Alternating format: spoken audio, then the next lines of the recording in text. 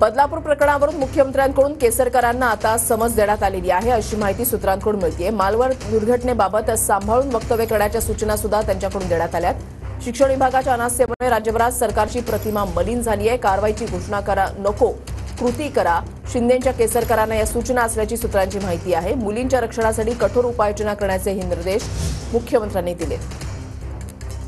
कृष्णा सोनरवाडकर आमचे प्रतिनिधी आमच्या सोबत आहेत, अधिक माहिती जाणून घेणार आहोत। कृष्णा, गेल्या काही दिवसांपासून आपण पाहतोय की केसरकरांनी केलेली वक्तव्य आणि त्याच्यावरून आता मुख्यमंत्र्यांनी त्यांना सूचना दिल्या। वृषाली, आपण पाहतो की बदलापूरच्या घटनेनं राज्यभरामध्ये त्याचे तीव्र पडसाद जे आहेत ते उमटू लागलेले आहेत आणि कुठेतरी मुलींच्या सुरक्षेवरून अनेक प्रश्न सरकारला घेरण्याचा प्रयत्न सुद्धा यावरून होतो आहे आणि यावरूनच आता शिक्षण मंत्री दीपक केसरकर यांना सुद्धा मुख्यमंत्र्यांनी समज दिल्याचं कळतं आहे।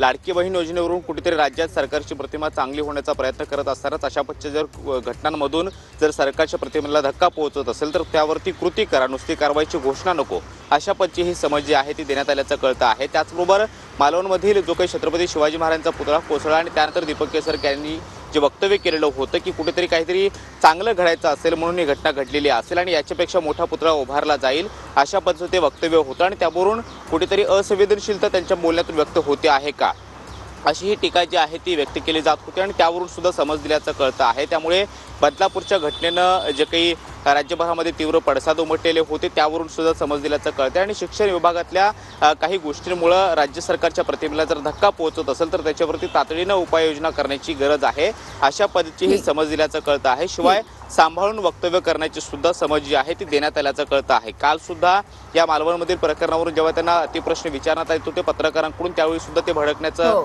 पाहायला मिळत होतं आणि याच अनुषंगाने त्यांना समज दिल्याचं कळतं आहे। नक्कीच, धन्यवाद कृष्णा दिलेल्या सविस्तर माहितीसाठी।